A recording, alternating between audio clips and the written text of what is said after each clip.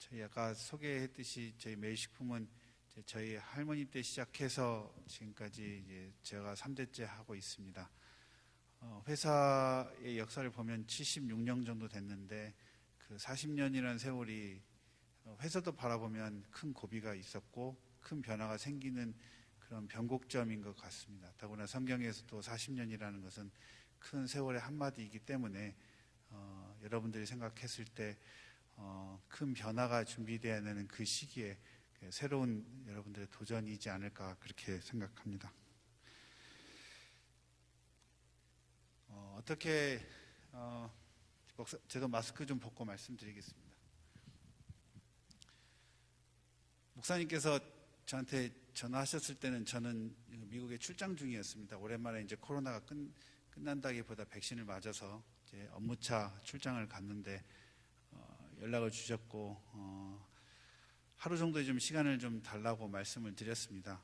뭐 아시다시피 아시는 분들은 아시겠지만 이제 최강선 목사님의 사모가 제 여동생이 됩니다. 그러다 보니 참 이 자리에 쓰는 것이 과연 맞겠느냐라는 고민도 좀 했고, 그다음 과연 한다면 무슨 이야기를 할 수 있을까 그런 생각을 했습니다.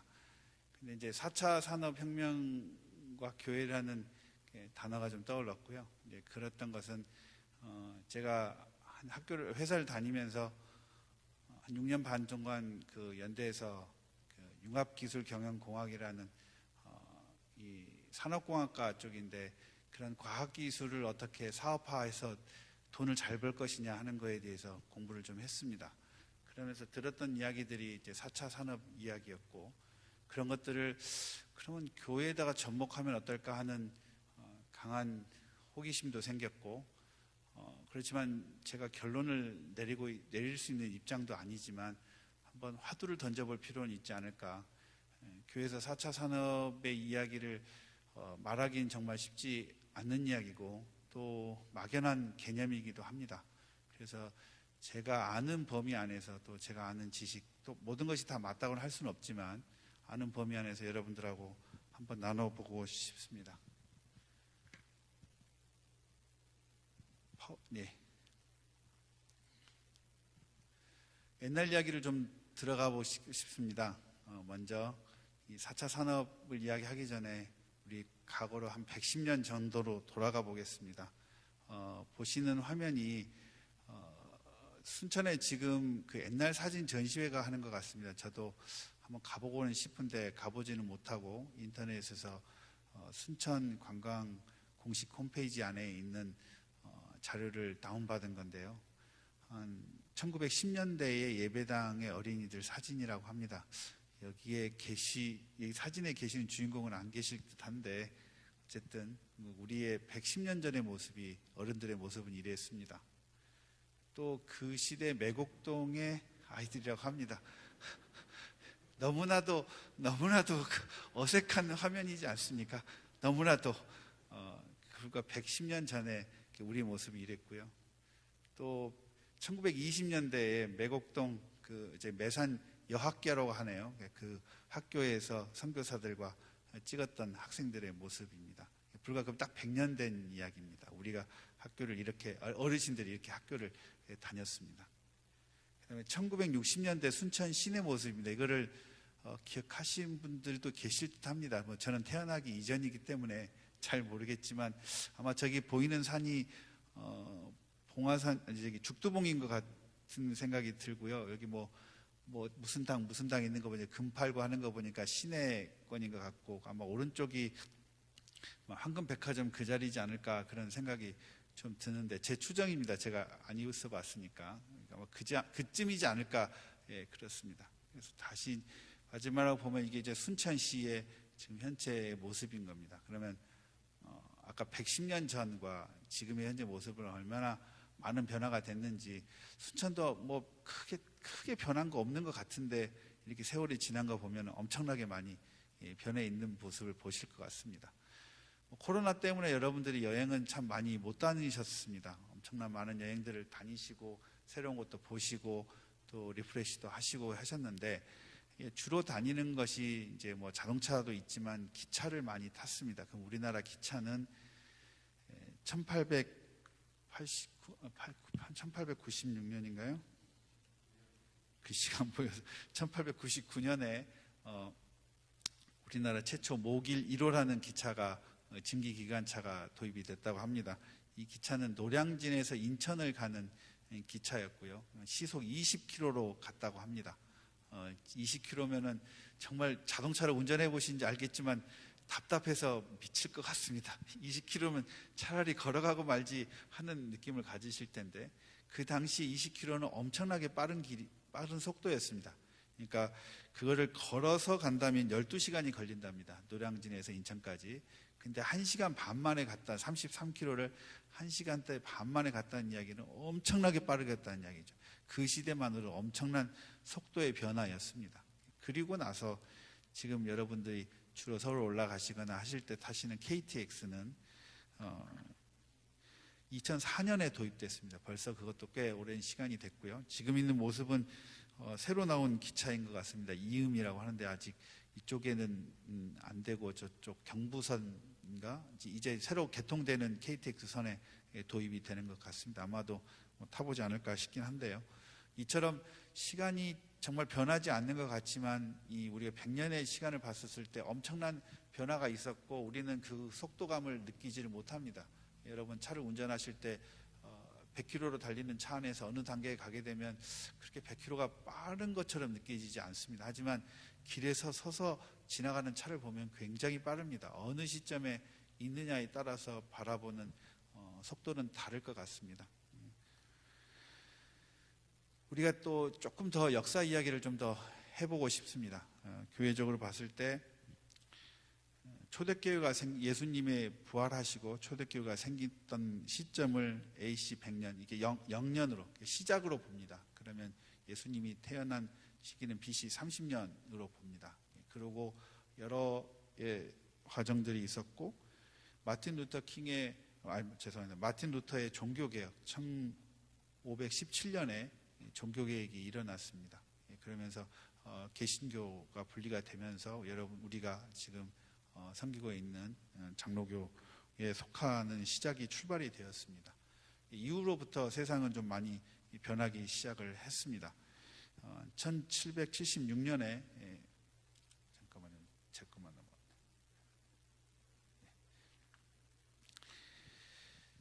미국의 독립선언이 이루어집니다. 독립선언이 이루어지고 1789년에 프랑스 시민혁명이 일어납니다. 미국도 영국에서 독립을 하기 시작하고 프랑스도 왕정시대가 떠나서 공화국 시대로 접어들면서 현재 민주주의의 근본이 되기 시작을 하면서 모든 정치적인 시스템, 국가 시스템이 모두 변하기 시작을 했습니다. 그 즈음에 산업혁명이 일어나기 시작을 했습니다. 1차 산업혁명이 일어나기 시작을 했던 시점을 이야기합니다.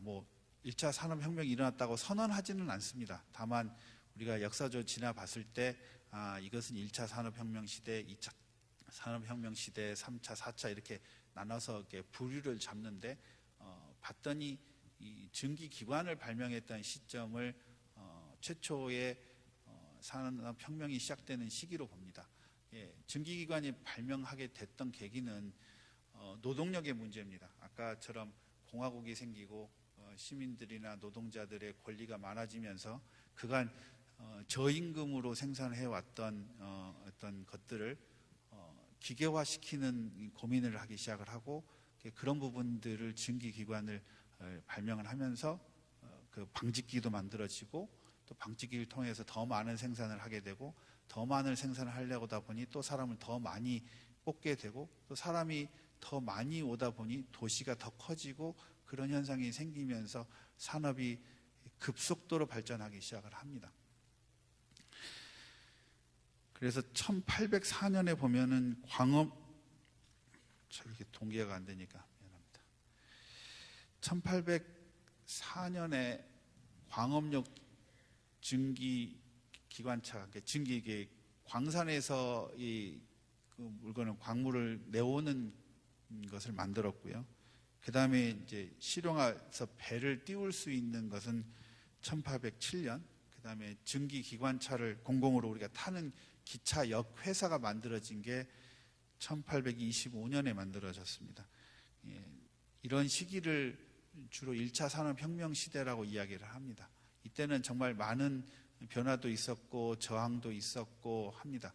어떻게 보면은 이 종교개혁이라는 그런 것 속에 사람들의 생각, 이 면죄부에 판매됐던 생각들을 깨어버리고 왕의 시대에서 공화국의 시대로 가면서 모두가 평등하고 뭐 그런 것에서 상업도 발달하고 모든 것이 자본주의도 발달하면서 생겨나는 현상이 됐습니다. 그런 것들이 2차 산업혁명으로 이제 또 일어나는데요. 보시면 1760년대에 시작을 했고 2차 산업혁명 시대는 1865년입니다. 한 100년 만에 새로운 이제 시대가 일어나는데 지금까지는 증기로 뭔가를 증기를 가지고 우리가 기계화를 했다면 100년 후에는 전기를 사용하기 시작을 합니다. 전기를 사용해서 에너지를 만들고 더 많은 것을 대량 생산할 수 있는 시대를 열게 됩니다. 그래서 1816년에 최초의 미국의 전기 회사가 만들어지고요. 여러분들이 잘 알고 있는 그 에디슨은 1879년에 전구를 만들기 시작을 합니다. 이런 부분들은 이제 전기에 대한 부분이고 전기의 혁명이겠죠. 산업혁명에 대해서 이야기를 할 때는 컨베어 벨트를 가지고 2차 산업, 새로운 시대가 열렸다라고 이야기를 합니다. 여러분, 컨베어 벨트는 너무나 당연하게 지금 사용하고 있는 겁니다. 뭐 택배를 분리를 하거나 뭐 여기서 저기까지 운반하는 데 하거나 뭐 공장에 어디든지 뭐 어떻게 편하게 쓸 수 있는 거가 컨베어 벨트입니다. 이 컨베어 벨트가 최초의 시작은 도살장에서 시작을 됐습니다.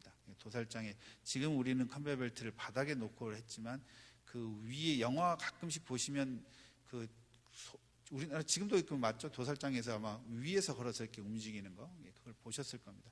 그게 이제 최초의 컨베어 벨트라고 이야기를 하는데 그거를 보고 지금 자동차 포드 자동차 회사에서 대량 생산한 자동차를 컨베어 벨트 위에 띄워서 조립하는 방법으로 자동차를 저렴하게 만들기 시작을 합니다. 그러면서 포드 자동차 유명해졌죠. 그러면서 차가 엄청나게 팔리고 사람들이 대중화되기 시작했습니다. 그 전까지는 컨베어 벨트가 아니라 수동으로 만들고 하다 보니 생산 속도도 느리고 그 다음에 비싸지고 했지만 그런 부분들을 점진적으로 컨베어 벨트를 대량 생산화 시작을 했습니다. 1차 산업혁명 시대에 때는 전기를 가지고 했다면 2차 산업혁명 때는 전기입니다. 그러면서 그때는 기차였고 이때는 비행기가 나타나기 시작을 합니다. 1903년에 라이트 형제가 무거운 동력을 단 비행기를 성공을 하기 시작했고요. 놀라운 것은 1914년에 세계 1차 대전이 발발했습니다. 1차 세계대전에는 비행기가 등장을 하죠. 그럼 불과 11년 만에 비행기를 대량으로 생산을 해서 비행기를 띄워서 전쟁을 했다는 겁니다. 이런 대량으로 뭔가를 생산하고 무기를 만들 수 있으면서 그건 또 다른 영역의 세계대전을 촉발시키는 계기가 되었다고 들 이야기를 하십니다. 이때까지는 1차 산업, 2차 산업 때는 어떻게 보면 우리가 편리하기 위해서 도구, 직접적인 도구입니다. 눈에 보이는 도구를 만들었습니다. 그러니까 불편하니까 이렇게 만들고 또 이렇게 만드니까 편리해지고 더 많이 만들어지고 하면서 더 생산을 많이 하게 되고 전에는 공급이 부족하기 때문에 수요는 많고 사겠다는 사람은 많은데 공급이 부족했습니다. 그러다 보니 가격도 높고 또 가질 수 있는 사람만 가지게 됐지만 대량 생산이 되면서 공급이 늘어나다 보니 수요보다 공급이 더 늘어나면서 이제 사람들의 생각이 달라졌습니다. 만드는 사람들의 입장에서 사는다는 사람들은 더 싸졌고요. 만드는 사람 입장에서는 이거를 어떻게 팔아야 되지? 지금까지는 항상 줄 서서 팔았는데 이제는 내가 만든 것이 많기 때문에 이제 마케팅이라는 개념이 들어가면서 사람들이 물건을 새로운 개념으로 팔기 시작을 하게 됩니다. 3차 산업혁명에 대해서는 이야기를 하면 컴퓨터로 이야기를 합니다. 여기서 ICT라고 이해하는 정보통신을 의미를 하는데요. 증기, 전기, 그다음에 정보통신, 이런 컴퓨터의 등장들입니다. 이 컴퓨터의 등장이 결국에 4차 산업의 연결로 지나가고 있고 또 그런 부분들을 이야기를 합니다. 이 정의를 했던 사람은 이게 보시면 2012년에 제레미 리프킨이라는 사람이 3차 산업혁명이라고 전환을 했습니다. 그러니까 이전에 3차 산업혁명은 일어난 거고 그것을 2000년대에 이때쯤이 이 3차 산업혁명인 것 같아 라고 말을 했습니다. 보시면은 PLC라는 이 전기 제어하는 것들이 1969년에 만들어졌고요. 그 다음에 지금 여러분들 쓰고 계시는 컴퓨터, 노트북이든 뭐든 그거보다 훨씬 더 성능이 매우 떨어집니다. 8비트짜리 컴퓨터입니다. 제가 대학교 다닐 때 16비트였는데 정말 느립니다. 그런데 그때 아이빔에서 만들기 시작을 했고요. 지금은 그거보다 훨씬 여러분들이 쓰시는 핸드폰이 그 당시에 거의 슈퍼컴퓨터 수준이 될 겁니다. 그 정도로 엄청난 이 짧은 시간 내에 컴퓨터는 매우 발전을 했습니다. 그리고 여러분들이 지금 불편 없이 쓰시는 인터넷들, 모든 것들이 다 인터넷, 뭐 최근에 뭐 넷플릭스 이런 거 많이 들어보시기는 하셨을 거고, 뭐 어쨌든 인터넷이 없는 세상은, 전화는 없어도 인터넷은 여러분들 있으셔야 되지 않습니까? 이 모든 유튜브를 보시거나 이런 것들은 인터넷을 통해서 하는데, 서로 인터넷을 연결할 때는 이 프로토콜이라고 합니다. 서로 간에 서로 신호를 주고받을 때 약속하는 표준을 만드는 것들이 1982년도에 프로토콜이 만들어졌고요. 여러분들 옛날에 핸드폰, 그 벽돌 핸드폰, 저 어렸을 때 본 것 같습니다. 벽돌 핸드폰 이렇게 드는 사람도 몇 명 안 됐죠. 정말 벽돌같이 생긴 거. 그 핸드폰이 1983년도에 나오면서 개인 휴대폰이 개통되기 시작을 했습니다. 상용화 됐다는, 개발은 그 이전에 훨씬 더 된 거고요. 근데 불과 1996년에 그 PDA, 여러분들 쓰는 스마트폰이라고 하는 전신 PDA라는 거, 화면에 이렇게 그리거나 터치할 수 있는 PDA가 만들어졌습니다. 참고로 우리나라는 이제 인터넷 서비스가 시작된 것은 94년입니다. 제가 91년도에 대학을 갔었을 때 그 천리안인가요? 코넷인가 이렇게 넣어주면 인터넷 그 전화로 접속하면 삐삐삐 그래가지고 그때 접속해서 하기 시작을 했는데, 지금 시대는 아무도 그거를 사용하지는 않죠. 그처럼 굉장히 빠른 인터넷 환경으로 접하면서 사람들이 생활들이 달라졌습니다. 그 당시에는 제가 학교를 다닐 때는, 91년도에 학교를 다닐 때는 뭐 대학생이나 어느 정도 사람들만 인터넷을 쓰고, 부모님 입장에서는 그냥 PC 한 대 사주면 공부 잘할 것 같아서 PC 사줬지만 그게 그 용도로 잘 쓰이지는 않았죠. 근데 어쨌든 그 인터넷을 접하거나 PC를 사용할 수 있는 사람들은 극히 일부였을 겁니다. 그리고 점차적으로 뭐 학교, 뭐 회사, 뭐 교회, 뭐 지금부터는 다 모든 사람들이 다 사용할 수 있는 거. 뭐 지금은 거의 PC, 옛날에는 PC 한 대 사면 큰 집에 뭐 일이었지만, 뭐 지금은 뭐 집에 여러 대의 PC를 뭐 개인적으로 갖고 있을 수도 있고, 오히려 PC를 사용하지 못하도록 할 정도까지 우리가 환경이 바뀌었습니다. 그러면 이제 4차 산업에 대해서 이야기를 해보고자 합니다.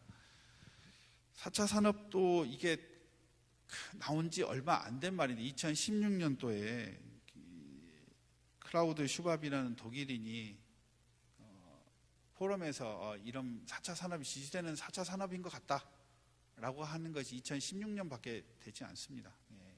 그리고 이제 그것을 여러 많은 사람들이 이야기를 하기 시작을 합니다. 뭐 과학자든 뭐 기술인이든 뭐 누구든 간에 뭐 이제 4차 산업이 어쩌다 저쩌다 하는데, 불과 지금 이 말이 돈 지가 5년도 채 안 된다는 그런 겁니다. 근데 너무 많은 사람들이 이제는 당연히 이해는 들어보기는 했는데 정확한 이해를 하기는 어렵지만 어쨌든 많이 듣고 5년 사이에 퍼져 있습니다. 지난번 강의 때 아마 그 알파고 이야기를 하셨을 거라고 생각합니다. 이게 마침 2016년에 알파고하고 이세돌하고 하면서 4승 1패로 인간이 지게 됐고, 그 후로부터는 이제 바둑은 뭐 이제 컴퓨터가 인간을 정복해야 될 대상이 안 돼 버리는 상황이 생겼습니다. 이따가 한번 좀 설명을 왜 그러면 컴퓨터가 사람을 이길 수 있었느냐에 대해서는 또 기회가 되면 말씀을 드리도록 하겠습니다. 이처럼 우리가 기독교적으로 보는 역사와 산업적으로 보는 역사들에 대해서 이야기를 합니다. 여기까지는 뭐 기술적인 이야기들은 4차 산업혁명 이야기나 이런 것들은 계속 하지만 뭐 저보다 훨씬 훌륭한 사람들, 뭐 유튜브 잠깐 집에서 침대에서 누우셔가지고 보면 다 아주 재밌게 더 저보다 훨씬 더 설명을 잘 하시는 분들이 많을 것 같습니다. 근데 우리가 이 교회를 어떻게 접목을 해야 될까 좀 고민을 하는 거에 대해서 우리가 좀 더 고민을 해보겠습니다.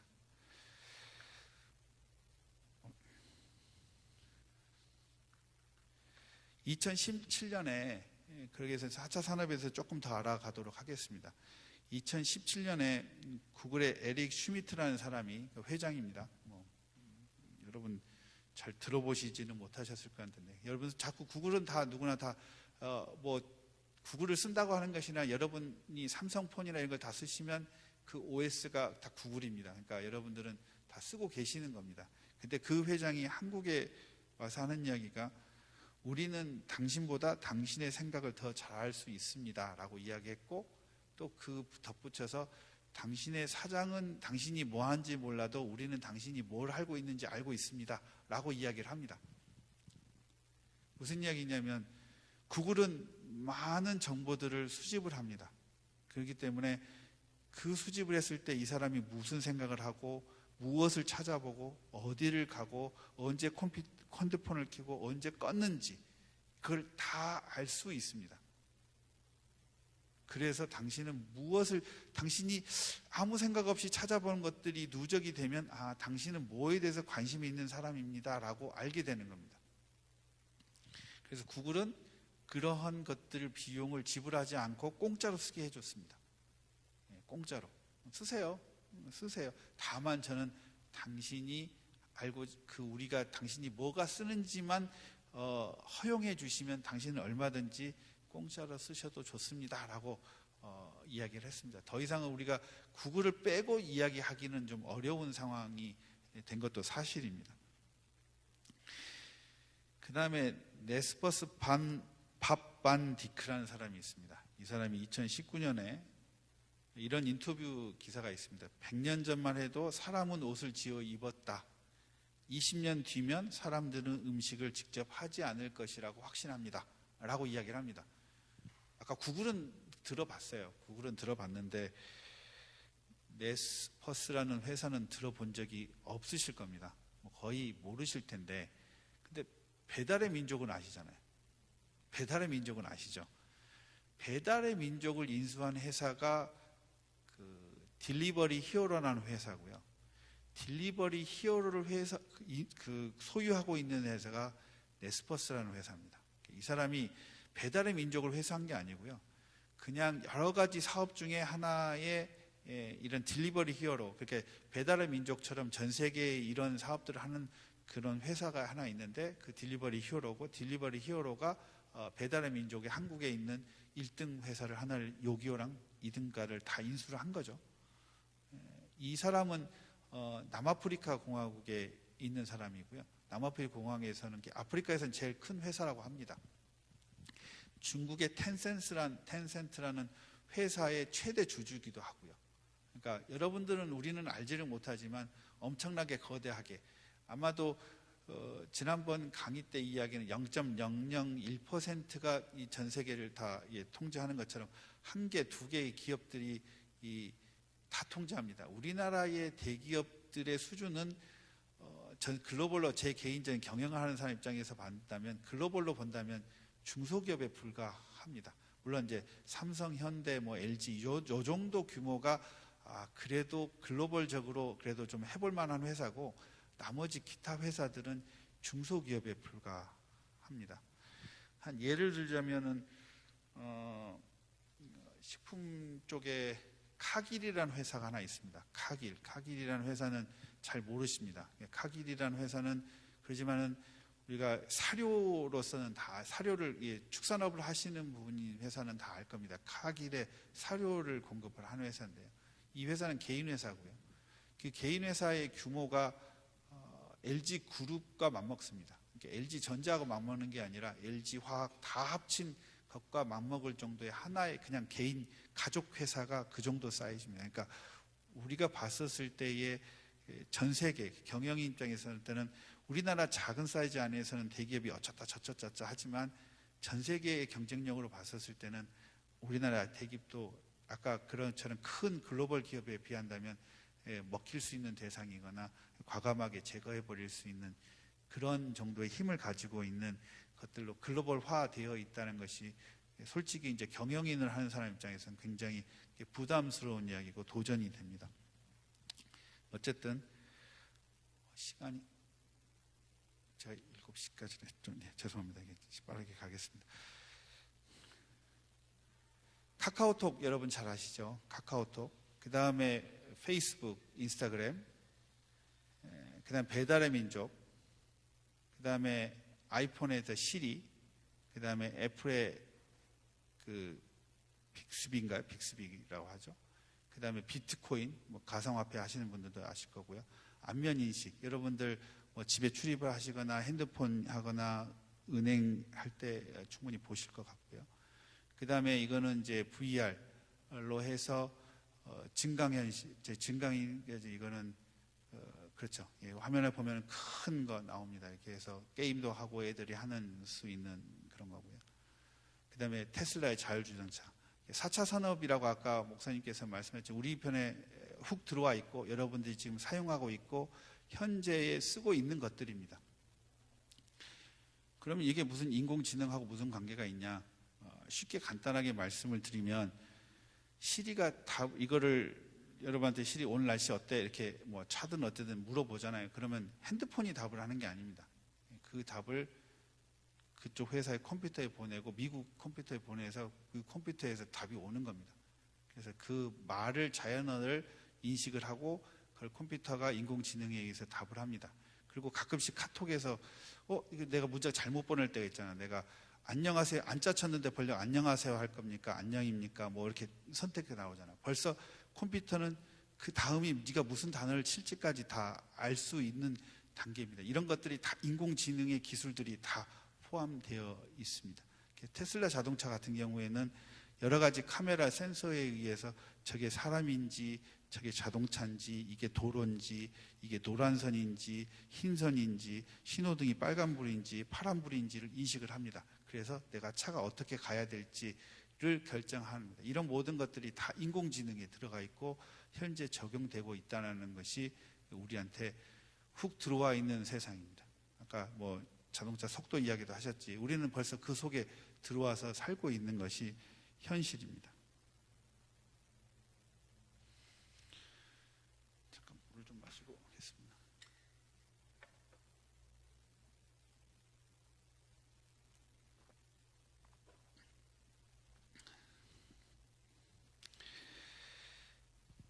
이게 4차 산업 쪽에는 독일 쪽에서 말을 출발을 했습니다.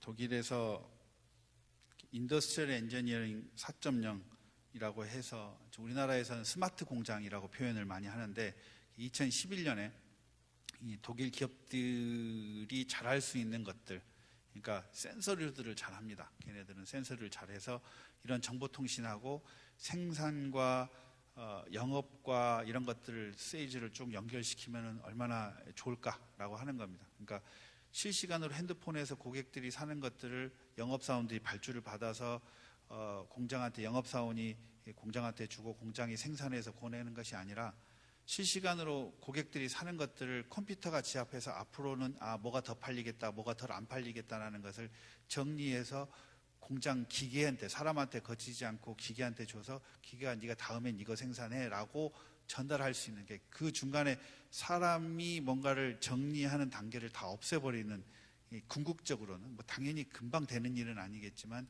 그런 것들을 하는 것들을 이제 이런 스마트 공장이라고 표현을 우리나라는 하지만 예, 그거를 이제 ICT 정보통신을 가지고 하자라고 이야기했고, 그런 것들이 2016년에 경제 포럼에서 클라우드 슈밥이라는 독일인은 4차 산업혁명이다, 그렇게 이야기를 합니다. 그럼 이 사람이 제일 처음에 말해놓고 그 책이 있습니다. 그래서 그 책을 보면 4차 산업은 뭐라고 정의를 했지라고 했는데 4차 산업혁명이라는 단어를 명확하게 정리를 하지 않고 뭐 이럴 것이다 저럴 것이다 많은 이렇게 돼 있더라고요. 그래서 한 100몇 페이지 된 거를 아무리 찾아도 그 사람이 정의된 말은 찾기가 어려웠습니다. 예. 우리나라 산업통상자원부 정부에서 이야기하는 말들은 이렇습니다. 인공지능 기술을 중심으로 하는 파괴적 기술들이 등장으로 상품이나 서비스업의 생산, 유통, 소비 전 과정이 서로 연결되고 지능화되면서 업무의 생산성이 비약적으로 형성되고 삶의 편리성이 극대화되는 사회적, 경제적 현상이다라고 이야기를 합니다. 아까 인공지능이라고 이야기했죠. 인공지능을 기준으로 파괴적 기술, 기존의 질서를 다 무너뜨려 버릴 수 있는 겁니다. 혁신적인 기술이 아니라 파괴시켜 버린다는 겁니다. 파괴시키고 그게 뭐 상품만 나오는 게 아니라 서비스업, 그게 생산부터 소비까지 모든 유통 과정 중에서 서로 연결되고 지능화되더라 라고 표현하는 것이 4차 산업혁명인 것 같더라 라는 겁니다. 이런 부분들이 어떻게 보면은 아마 코로나가 터지지 않았으면 그게 아마도 조금 더 지연될 수 있었을 겁니다. 근데 갑자기 코로나가 생기면서 우리는 그거를 본의 아니게 학습하기 시작을 했습니다. 본의 아니게. 정말로 많은 사람들이 학습하기 시작했지 않습니까? 일단 코로나 동선. 제일 처음에 나왔을 때 코로나 동선을 다 실시간으로 추적해가지고 야, 그 사람 확진자가 어디 가더라. 다 아까 구글이 어떻게 안다 하지 않았지 않습니까? 다 알게 돼버렸지 않습니까? 그리고 뭐 배달 앱 시키니까 딱 와서 갖다 줘. 사람을 만날 필요가 없어. 교회는 안 되는데 유튜브 영상으로 다 봐. 모든 것에서 하는데 이게 있는 이런 우리가 가지고 있는 현재의 이 과학 기술이 갑자기 코로나 인해서 쓰고 싶지 않았는데 굳이 쓰게 만들어 버리는 상황들로 촉발시켰지 않느냐라고 저는 개인적으로 생각을 합니다. 그렇다면 그런 물질들에 대해서 한번 이야기를 해보고 싶습니다. 그러면 4차 산업에서 도대체 뭐가 또 나타나냐 간단하게 설명하면 대체 단백질, 식물 공장. 그러니까 지금 여러분들이 소고기를 드시는 것들이 앞으로 세포 배양을 툭불짜리 세포, 소고에 있는 세포를 가지고 소고기를 만들어서 대량 생산. 소가 만들어진 게 아니라 탱크에서 만들어진 정말 딱 좋은 제품들, 항상 일정하게 좋은 소고기, 돼지고기, 닭고기가 만들어질 수 있는 기술들이 현재 개발되고 있습니다. 식물 공장, 지금 농사를 짓고 있는 것들이 큰 빌딩 숲에서 수경 재배를 시켜서 영양분을 주고 뭐 병충해도 없고 다 온실화돼서 깨끗하게 뭐 씻을 필요도 없이 이렇게 나오는 그런 시대가 점점 다가오기 시작을 합니다.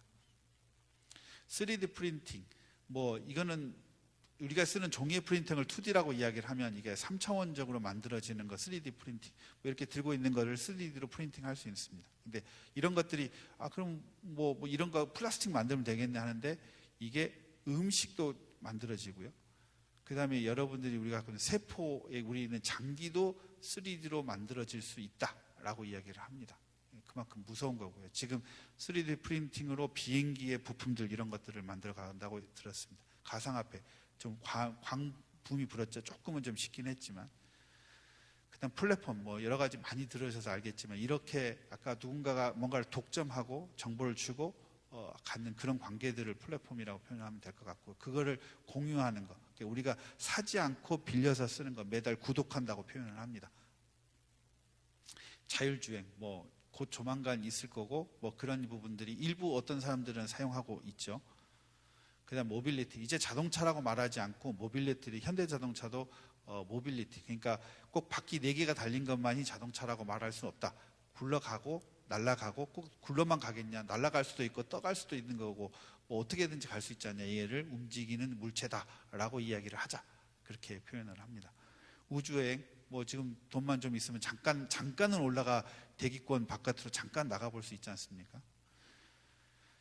그 다음에 뭐 사물 인터넷, 정보통신, 뭐 빅데이터 뭐 이런 이야기는 또 있다 하기 때문에 하겠고요. 메가시티 도시가 더 커집니다. 아까 말한 대로 도시가 있고 농촌이 있어서 자급자족을 이렇게 공급되어져 있는데, 아까 수경재배가 되고 이 도시 안에서 단백질이 만들어진다면 굳이 농촌에서 받을 필요가 없이 도시 안에서 자생적으로 만들어지고 그 도시가 커지고 높아지고 하게 되면 메가시티가 생길 수가 있습니다. 이런 것들의 핵심적인 기술들은 가상현실, 인공지능, 양자 컴퓨터, 로봇, 이런 부분들이 핵심을 이룰 거라고 생각을 합니다. 그 중에서 뭐 이 이야기를 다 할 수는 없을 것 같습니다. 그래서 인공지능 부분에서 간단하게 이야기를 하면, 왜 인공지능이 무서운 것이고 또 왜 이게 교회에서 생각을 해봐야 되는 문제냐라고 생각을 합니다. 저도 인공지능 뭐에 대해서 잘 모릅니다. 뭐 현실적으로 여기서 더 이상 물어보면 저도 답하기 어렵습니다. 인공지능에서 간단하게 설명을 드리면, 우리가 뇌에서 가지고 있는 뉴런, 신경계통을 뉴런이라고 표현한답니다. 이 뉴런을 본따서 수학 공식으로 만들어낸 겁니다. 쉽게 말해서. 그러니까 우리가 가지고 있는, 하나님께서 우리한테 뇌를 주고 신경을 느끼게 했던 이 뉴런을, 한 개 단위를, 그 모양새를 수학 함수로 만들어내고 그거를 숫자로 만들어내기 시작한 겁니다. 숫자로 만들어냈다는 얘기는 디지털화 시킬 수 있다는 이야기입니다. 그게 이 생각입니다. 그러면 그게 어떻게 작동하느냐 간단하게 설명을 하면, 시냅스라고, 우리가 이렇게 여러분 누르면 통증이 느껴지고 조금 누르면 아고, 이렇게 이 통증을 전달할 때 시냅스에서 신경 물질을 보냅니다. 다음 단계로. 그러면 그 물질을 받고 넘어가서, 이게 우리가 뭐가 날아오면 피하거나 아니면 뜨거우면 손대지 않거나 뜨거우면 피하거나 이러지 않습니까? 이런 것들을 복잡한 함수로 만들어내고 그것들을 복잡하게 만들어낸 거예요. 그거를, 그 함수가 만들어지고 그걸 딥러닝에서 그 여러 가지 함수를 만들어내면 그걸 딥러닝이라고 합니다. 그러면 이 인공지능은 어떻게 하는 거냐면, 우리가 인간이 하는 것과 동일한 방법들로 학습이 됩니다. 그러니까 미로 찾기를 쉽게 생각하시면 됩니다. 길을 찾아가는데 우리가 저 길을 모릅니다. 어떻게 가야 되지? 우리가 저 문까지 나가는데 이렇게도 나갈 수도 있고 이렇게 나갈 수도 있고 이렇게도 나갈 수 있습니다. 그러면 이렇게도 가보고 저렇게도 가보고 저렇게도 가봤습니다. 그러면 다음부터는 여러분들은 나는 이쪽으로 하는 게 편해. 그러면 저쪽으로 하실 겁니다. 마찬가지로 이 인공 컴퓨터도, 인공지능도 그 수많은 경우 수를 해보는 겁니다. 그랬더니 이게 최적화구나, 이게 확률적으로 높은 거구나 라고, 확률적으로, 정답은 못 내립니다. 확률적으로. 근데 많은 트라이 앤 에러를 하면 확률적이 높아집니다. 그게 인공지능이 가지고 있는 무서운 것들입니다. 그래서 왜 이세돌이 졌냐? 그게 인간과 로봇의 차이입니다. 그러니까 이세돌이가 그 컴퓨터가 했던 그 알파고는 컴퓨터 한 대가 아니었습니다. 컴퓨터가 한 대가 여러 대의 컴퓨터가 동시에 연결되어 있습니다. 이것들을 트라이 앤 에러를 하는데 속도의 문제였습니다. 지금까지 인공지능이 이게 1957년에 이 컨셉을 만들었는데, 퍼셉트론이라는 컨셉을 만들었는데, 그 당시에는 그래 맞아 그럴 수 있었어. 근데 실현을 못했습니다. 워낙 컴퓨터 속도가 느려서 그 경우 찾느니 내가 가고 말지. 이론적으로는 맞지만 적용할 수가 없었습니다. 근데 컴퓨터가 기하급수적으로 능력이 향상되면서 그 경우 수가 나오는 겁니다. 바둑을 질 수밖에 없었던 이유는, 인간은, 이세돌이는 오늘 바둑 두면 내일 자고 아침에 바둑을 둬야 됩니다. 근데 이세돌이가 자는 과정 중에 컴퓨터가 16대인가요? 밤새 돌아가는 겁니다. 이세돌이가 오늘 둔 거 봤더니, 야, 내일은 저렇게 둘 수 있을 것 같아. 저렇게 두면 우리는 이런 경우가 있는데 제가 또 저렇게 두면 어떤 경우가 생기지? 라고 경우수를 다 하는 거예요. 그러면 이세돌이가 딱 두면 바로 딱 둬버립니다. 벌써 학습이 다 돼버린 겁니다. 확률적으로 제가 어떻게 둘 것인지를 고민하는 겁니다. 그래서 그거를 머신러닝, 기계학습이라고 해요. 끊임없이 걔가 공부해버리는 겁니다. 우리가 인간이 갖고 있는 피로도는 컴퓨터는 필요가 없습니다. 그래서 훨씬 빠른 스피드로 만들어졌다 하는 겁니다. 인공지능이라고 하는 것들은 그런 일단 기본적인 인공신경망이 있고, 그 아까 머신러닝, 기계가 스스로 학습을 하고 그 수많은 데이터들, 그 데이터들을 포함을 한 것들 인공지능이라고 표현한다고 합니다. 이 빅데이터라고 표현하는 것들이 여러분들이 가지고 있는 핸드폰, 검색, 모든 정보들이 다 디지털 되면서 이게 빅데이터가 되는 겁니다. 그 의미 없는 숫자를 수학적으로 의미 있게 만들어내는 겁니다. 예를 들자면 여기 있는 불이 몇 시에 켜지고 뭐 꺼졌는지를 시간을 기록하면 이 교회는 몇 시에 불이 켜지고 몇 시에 꺼졌고 몇 시에 켜질 것이고 어쩔 것 같다. 그러면 몇 시쯤 되면 켜져 있으면 되는 거잖아요. 그러면 자연스럽게 켜졌고 그때쯤이면 나가는 것 같아. 그러면 나가면 되는 것이고, 그것처럼 이 많은 데이터들, 그러니까 구글이 뭘 한지 알다 했을 때 독감 지수라는 게 있었습니다. 미국 FDA에서 감기가 걸리는데 사후 처방을 했겠죠. 근데 사람들이 독감이라고 자꾸 구글에서 검색을 하는 겁니다. 그럼 검색을 하는 숫자가 많아지면 독감 환자가 늘어나는 겁니다. 그래서 구글은 독감이 어떻게 퍼져가는지를 보여주는 겁니다. 미국 지도 안에서 이렇게 독감이 퍼져 있고 이쪽에 사람들이 많이 찾으니 곧 독감이 이쪽으로 갈 것 같습니다 라고 보여주기 시작하는 겁니다. 그래서 아까 구글은 우리는 당신이 뭐 하는지 다 압니다 라고 이야기하는 거고, 그런 것을 빅데이터라고 표현을 합니다. 그런 것들과 인공지능이 인공신경망이 합쳐졌을 경우에 무서운 현상이 생긴다고 보는 거죠. 그럼 이거를 정리를 해보면 물리적인 기술, 그 다음에 디지털적인 기술, 그 다음 생물학적인 기술, 이런 것들이 다 합쳐졌을 경우에 우리가 예측하기 어려운 속도로 융복합적으로, 그러니까 이게 하나의 기술, 전에는 증기기관차가 있었고 기차가 전기가 있었고 이거 하나만 개발해서 내가 오늘 자동차 타면 돼, 뭐 그게 교회하고 뭐 영향을 줄 게 없잖아요. 그냥 하나의 우리의 생활의 도구였습니다. 근데 3차, 4차 산업을 들어가면서 우리 인간에 대한 우리 스스로의 도전에 들어가는 상황이 생깁니다. 이게 1차, 2차와 3차, 4차의 큰 차이가 생깁니다. 그때까지는 우리가 뭐 마이크를 쓸 수도 있고 목성을 할 수도 있는 거고 뭐 무선을 쓸 수도 있고 유선인다고 해서 뭐 우리의 가치관이 흔들리거나 이러지는 않습니다. 하지만 3차, 4차를 들어가면서 갑자기 많은 상황들이 여러분도 위협적으로 느껴질 수 있는 그런 상황들로 가게 됩니다. 글씨가 작더라고요. 그런 분야가 경제, 기업, 국가, 사회, 개인으로 영향들이 퍼져갑니다. 이런 분야에 대해서 하는데 다수가 이야기가 불평등입니다. 가진 사람과 가지지 못한 사람들로 나눠질 겁니다. 그게 좀 더 심화되고, 왜냐하면 4차 산업을 가지고 있는 사람은 그걸 응용하면 그 안에 편승하실 거고, 그 4차 산업 기술을 모르면 뒤로 후진하게 되고 기계와 경쟁을 해야 되는 그런 이제 불상사적인 상황이 생긴다. 그리고 또 많은 정보들이 개인의 정체성의 문제를 많이 갖겠습니다. 이게 과연 내가 모든 문제에 대한 자기 개인적인 정체성, 또 이따 뭐 다른 이야기도 하겠지만 그런 정체성에 대해서 혼돈이 생기면서 사람들이 혼란을 느끼거나 또 굉장히 우울해질 수 있는 여러 가지 또 사회적인 현상들이 생길 것으로 봅니다. 그런 것들이 지금 2015년에 이야기를 했습니다. 뭐 인구의 10%는 인터넷 연결되는 의류를 입을 것이다. 뭐 의류가 아니더라도 헤드폰, 뭐 시계 이런 것들 다 지니고 다니지 않습니까? 그 다음에 인터넷을 여러분들 뭐 데이터 저장하는데 무료로 쓸 것이다. 2015년, 2025년에 이런 일이 생길 거다 하는데 뭐 센서가 연결된다, 로봇 약사가 생긴다, 뭐 인터넷이 연결된 안경을 쓸 것이다, 뭐 3D 프린터로 된 자동차가 생기고, 심지어는 지금 독일에는 3D 프린터로 된 집도 아파트가 만들어지고 있습니다. 시범적이긴 합니다. 그냥 뭐 지금 거푸집 붙고 이렇게 떼고 하는데 그냥 보니까 이게 계속 이렇게 하면서 집을 벽을 만들어가는 그런 것들이 있습니다. 이런 것들이 계속 2025년에 생길 것이다. 15년에 이야기했는데 지금 보면 어느 정도는 현실적인 부분들이 꽤 있습니다. 그러면 그거를 더 무서워하는 것은 지금에 있는 컴퓨터의 속도보다 더 빠른 양자 컴퓨터라는 게 있답니다. 저도 이게 사진으로 구경하는데 이 양자 컴퓨터가 드럼통보다 좀 큰 것 같죠? 드럼통보다 좀 큽니다. 근데 이게 기존 컴퓨터의 2의 n승배가 빠르다고 합니다.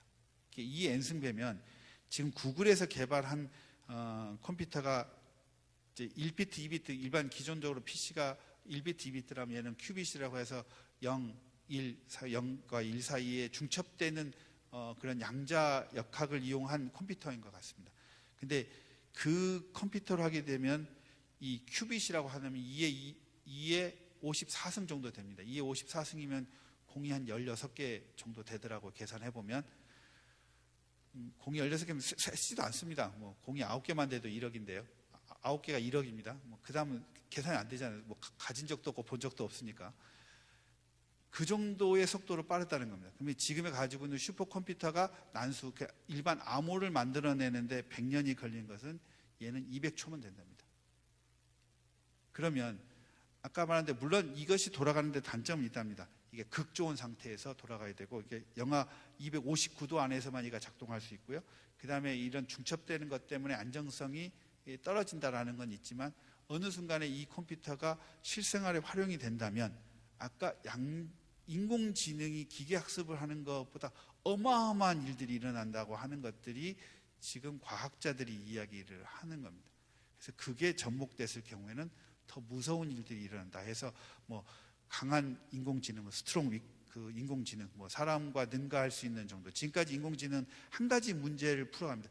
이 길을 똑바로 가는 문제에 대해서는 풀지만 복합적으로 인간이 사고할 수 있는 정도의 것들에 대한 수학 공식과의 함수가 나오진 않아 뿐더러 이런 계산할 수 있는 컴퓨터가 없었지만 그 컴퓨터가 등장했을 경우에는 다르다고 합니다. 지금 실존에 있는 컴퓨터들입니다. 하나도 다들 오른쪽에 있는 그 바퀴 4개 달리는 거, 3개 달려 있는 거요? 6개 달렸군요. 얘는 미국에 가면 길가에서 배달해주는 로봇입니다. 실제로 보면 길도 건너면 차가 지나가면 쓰더라고요. 차가 없으면 또 지나가고 그럴 정도까지 발달되어 있고요. 지금 밑에 있는 것은 영국에서 만들어진 조리하는 로봇입니다. 그러니까 그 쿠커가 아니고요. 놀이해서 저어주고 간장도 넣어주고 저어주고 끓여주고 팝니다. 이게 가정용도 있고 식당용도 팔아지기 시작하고요. 지금 양쪽에 있는 것들은 이제 서서 직립하는 로봇들이 만들어지고 실험되고 있습니다. 그러면 이제 본론으로 들어가서 이런 무시막지한 일들이 4차 산업에 일어나면 우리 교회에서는 어떤 일이 일어날까? 그게 가장 바라보는 것이 두렵습니다. 왜냐하면 어떤 상상을 해야 될지 한번 고민을 해보고 여러분들한테 주고 싶은 것은 제 개인적인 생각입니다. 지극히 개인적인 생각이고 견해인 것뿐이고 기우일 수도 있고 아닐 수도 있습니다. 하지만 한번 여러 가지의 경우수 중에 몇 가지를 한번 여러분과 공유해보고 싶습니다. 일단은 가장 쉽게 생각을 해서 모든 것이 디지털화 될 겁니다. 여러분들 예배 영상이나 이런 것들이 다 될 것이고요. 어느 순간에 인공지능으로 분석되지 않겠습니까? 그러면 참 목사님 설교하기 힘드실 겁니다. 어제 했던 말이 며칠 전에 말했는지 그 말하고 이 말하고 틀렸는지부터 시작해서 모든 것들이 다 분석이 돼버릴 수 있다는 무서운 현상이 생기는 거죠. 그 다음에 이게 아까 글로벌 기업으로 집중된다고 했지 않습니까? 근데 글로벌로 유명한 목사님 한 사람으로 집중되어 버릴 수도 있는 현상도 생깁니다. 왜냐하면 전에는 통역이 어려웠습니다. 한다 하더라도 그 영어로 하는 거 오케이, 아멘 이렇게 할 수는 있겠죠. 밑에 자막 보고 그럴 수 있어요. 하지만 실시간으로 통역돼 버릴 경우에는 달라질 것 같습니다. 그리고 더구나 이렇게 코로나 때 예배를 인터넷으로 드린 것이 익숙해진다는 순간 물리적인 환경이 아니라 이제는 공간적인 개념이 없어져 버렸을 때 한다면 굉장히 무서운 현상이 생길 수 있지 않을까? 무섭다라고 표현할 수는 없겠죠. 그 이제 누구의 입장에 보냐에서 무서울 수도 있고 아닐 수도 있겠죠. 하지만 한번 생각해 볼 수 있는 문제일 것 같고요. 그 다음에 지금 우리 코로나 때문에 가상의 공간이 메타버스 이런 걸 말하는 걸 개념보다 카카오톡으로도 얼마든지 여전도회 모임도 하시고 회비도 내시고 다 하지 않습니까? 얼굴 안 보고 전화 안 해도 그런 가상의 공간들이 굉장히 활성화되기 시작할 것이다라는 거. 그리고 지금 AI가 작곡도 하고요, 글도 쓰고 기사도 다 씁니다. 이랬을 때 세상의 음악만 만들까요? 그러진 않을 겁니다. 우리가 AI는 만드는 찬양곡을 할까요? 또 기도문 쓰기 어려우시면 또 AI가 기도문 쓰시면 그 기도문을 읽으시겠습니까? 예를 들자면 그런 문제에 대해서도 한번 생각해 볼 필요가 있고요. 그 다음에 아까 그런 로봇가 꼭 세상에서 일을 하는 저희 공장에도 로봇가 있어서 이렇게 팔로 물건 집어주고 무거운 거 들어주지만 좀 있으면 서비스업을 하거나 뭔가를 할 때 그런 그 보조자 역할들을 한다 했을 때 우리는 인정할까요? 사이보그 인간, 아까 인공지능에서 우리가 뉴런을 디지털화 시켰다는 지금 거꾸로 가는 겁니다. 디지털을 뇌로 가면 사이보그가 되는 겁니다. 그러니까 내 여기다 카메라를 달고 내가 눈을 감고 카메라가 켜져 있는 카메라의 디지털 신호를 뇌의 신경에다 연결시키면 내가 눈을 감고 있어도 내가 그 그림을 볼 수가 있습니다. 그걸 시도하고 있고요. 그걸 사이보그 인간, 이게 물론 어느 신체의 일부를 조종한다거나 아까 3D 프린팅으로 내가 심장이든 간이든 만들어서 그걸 넣고 다시 수술해서 봉합하는 것도 있겠지만, 그런 식의 했을 때 그 사람에 대한 구원의 문제는요. 구원의 문제에 대해서 한번 생각해요. 우리는 그 사람이 구원을 받을 수 있을까요? 우리가 전도될 대상이 될까요? 그 사람은 그걸 받아들일 수 있을까요? 라는 문제에 대해서 봉착하게 됩니다. 굉장히 좀 어떻게 보면은 섬찟하죠. 섬찟할 수 있는 이야기지만 충분히 말은 안 했지만 충분히 다 생각해 보실 수 있는 일을 한번 단어를 문자로 꺼내 본 것 뿐입니다. 그러면 저는 이런 질문을 해봤습니다.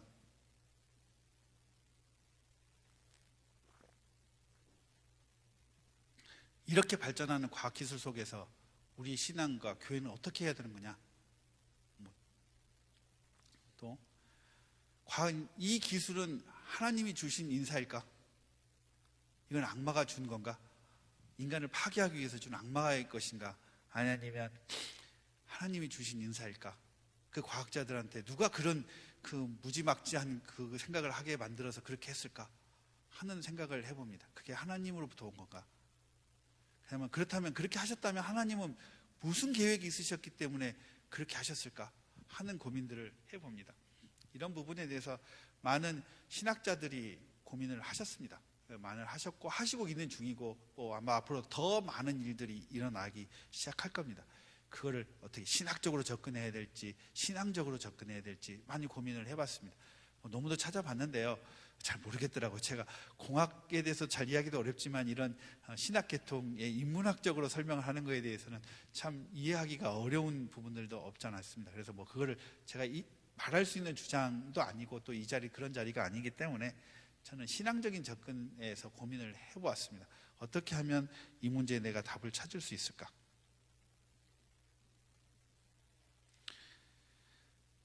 그래서 성경 말씀을 좀 찾아봤습니다. 어떤 여러 가지로 이렇게 또 생각해보고 전에 생각했던 것을 다시 기억나는 걸 찾아보기도 하고 또 인터넷에서 찾아보기도 하고 이렇게 찾아봤었을 때 몇 가지를 좀 여러분과 나누고 싶습니다. 신라는 두발 가인을 낳았으며 그는 구리와 쇠로 여러 가지 기구를 만드는 자요, 두발 가인의 누이는 나야마였더라. 창세기 4장 22절. 여기에서는 보면 가인의 자손에게 도구를 만들 수 있는, 금속을 사용할 수 있는 기술을 하나님께서 주셨습니다. 그리고 바벨이라는, 그러므로 그 이름을 바벨이라 하였더니 이는 여호와께서 거기서 온 땅의 언어를 혼잡하게 하셨으며 여호와께서는 거기서 그들을 온 지면에서 흩으셨더라. 창세기 11장 6절 말씀에는 인간에게 거기는 벽돌과 역청을 쌓아서 탑을 만들 수 있는 기술을 주셨습니다. 근데 그 기술을 하나님한테 닿게 하고 우리를 위해서 만들자, 하나님을 위해서 만들지 않고 우리를 위해서 만들자 하셔서 하나님께서 벌을 하셨습니다. 또 남았네요. 그 다음에 하나님의 영은 그에게 충만하게 하여 지혜와 총명과 지식과 여러 가지 일을 하게 하시되, 출애굽기 3장 31절 말씀입니다. 그래서 모세가 부살렛과 오홀리압에게 금속과 조각과 세공과 직조 기술을 주셨습니다. 그래서 성소를 짓게 하셨습니다. 여기서 보면 구약 성경에 이러한 기들은 하나님께서 주셨어. 필요에 의해서 하나님의 일을 위해서 하나님께서 기술을 주셨기 때문에 그 기술을 올바르게 사용한 사람은 성소를 지어서 했지만 아까처럼 벽돌과 역청을 가지고 세상에 나의 이름을 지어서 했던 것은 하나님께서 멸하셨습니다. 사람의 마음에는 많은 계획이 있어도 오직 여호와의 뜻만이 완전히 서리라. 잠언 19장 21절. 이스라엘의 많은 왕들이 많은 생각들이 있었겠죠. 내 왕의 자리와 여러 가지 생각들이 있었겠죠. 나의 영광과 하나님의 영광도 생각했지만 그 모든 것은 오로지 하나님의 뜻일 때만이 그 왕이 섰고, 그렇지 않으면 하나님께서 벌하셨습니다. 너희는 이 세대를 본받지 말고 오직 마음을 새롭게 함으로 변화를 받아 하나님의 선하시고 기뻐하시고 온전한 뜻이지 무엇인지 분별하도록 하라. 만물은 그의 발 아래 복종하게 하시고 그들을 만물 위에 교회의 머리로 삼으셨느니라. 교회는 그의 몸이니 만물 안에서 만물을 충만케 하시는 이의 충만함이니라. 에베소서 1장 22절 23절 말씀입니다. 그게 하나님의 뜻이 무엇인지를 고민하게 하셨던 성경 구절이었던 것 같습니다. 저는 6개의 성경 구절을 찾고 나름대로 묵상을 하고 어떤 결론을 내릴까 많은 고민을 해보았습니다. 저의 개인적인 신앙적인 결론은 일단은 과학기술은 하나님께서 주신 은사가 맞는 것 같습니다. 3차 산업 때까지는 하나님이 주신 거고 4차 산업의 인공지능은 하나님이 안 주신 거라고 말하기에는 잘 모르겠습니다. 이것 또한 하나님께서 분명히 역사하시기 위해서 뭔가를 쓰시기 위해서 누군가에게 그 과학자들한테 그 기술을 줬고 또 그 많은 사람들이 그거를 발견하고 만들어 갔던 것도 하나님의 은사하실 거다라고 생각을 합니다. 다만 아까 과학기술의 양면성, 누구한테는 득일 수 있고 누구한테는 해일 수 있고 누구한테는 악일 수 있고 누구한테는 선일 수 있고 누구한테는 부할 수 있고 누구한테 가난할 수 있고 누구한테는 파괴적인 기술이 주님의 뜻대로 써야 되지 않을까, 그렇게 결론을 내려봤습니다. 제가 섬기는 남부교회든 지금 40주년이 돼서 덕신교회도 새롭게 변화되는 이 시점에 정말 새로운 시도인 것 같습니다. 이 강대상에 그 사회인이 서서 사회 이야기를 한다는 것은 정말 쉽지 않은 것 같습니다. 하지만 이런 시대의 변화를 받아들이고 또 우리가 그거를 직시하고 또 그걸 대해서 회피하지 않고 기도하고 말씀해 보면 분명히 하나님께서 어떤 다음의 계획을 알려주시지 않을까, 그렇게 생각을 해봤습니다. 여기까지 제가 준비한 내용을 좀 말씀을 드리고요. 또 질문하실 게 하셨다서 또 제가 질문을 할 게 있으면 또 제가 답을 하도록 하겠습니다. 네, 오상호 대표님 4차 산업혁명 시대와 교회에 대한 이야기를 나눠주셔서 참 감사드립니다. 여러분 대표님에게 감사의 박수 부탁드리겠습니다. 고맙습니다. 우리 덕신교회도 시대의 흐름과 신앙의 부름에 응답하는 교회가 되고 참여하고 함께 기도하도록 하겠습니다. 대표님, 혹시 청중에서 몇 가지 질문이 왔는데 질문을 몇 가지 드려도 괜찮을까요? 네, 고맙습니다. 4차 산업혁명은 다음 세대를 위해서 철저한 준비를 요구하는 것 같습니다. 하지만 반면에 디지털이 어려운 아날로그는 사회적으로 소외를 느낄 것 같습니다. 불평등이라고 설명해 주셨는데, 그렇다면 디지털 소외 계층을 위한 대안을 어떻게 준비해야 하는지 질문 드리고 싶습니다. 아날로그 세대, 제가 디지털 첫 번째 세대일 건데 신세대라고 말하는 세대의 출발인데요. 저도 아까 몇 가지들 어렵습니다. 더구나 저보다 더 연세 있으신 분들은 충분히 어려울 것 같은데, 제가 생각했을 때 이런 기술들이 여러분의 삶에 영향을 줄 정도까지는 당장은 일어나지는 않을 수는 있습니다. 왜냐하면 사회적인 분명히 조율이 있어야 될 겁니다. 뭔가가 이게 일방적으로만 갈 수는 없는 거기 때문에 사회적인 합의는 과정이 있을 거고, 그 사회적 과정은 1년 안에 일어나지 않을 것이고 그게 10년, 20년이 갈 수도 있습니다. 그 사이에 여러분들이 볼 피해는 없는 것 같고, 많은 정치인들이 여러 가지 시도를 하고 있지 않습니까? 그게 어떤 올바른 방법인지 아닌 건지 모르지만 일단은 시도가 시작됐기 때문에 모두가 다 잘 될 것 같고요. 다음 세대들에 대한 문제는 아마도 우리가 그 과학 기술의 아까 그런 우수성도 있지만 그 위험한 것도 알리고, 또 위험한 것만 알린다고 해서 그걸 회피하게 하는 것도 아닌 것 같고, 두 가지를 다 직시하고 선택을 할 수 있도록 그들에게 자율권을 줘야 되지 않을까, 그렇게 생각해 봤습니다. 네, 답변에 감사드립니다. 또 한 가지가 있습니다. 사회인이라고 설명을 해주셨는데요. 그렇다면 대표님께서는 일과 영성의 균형을 어떻게 유지하고 계시는지 질문 드리고 싶습니다. 교회 오면 교인이고 사회 가면 사회인이라는 말.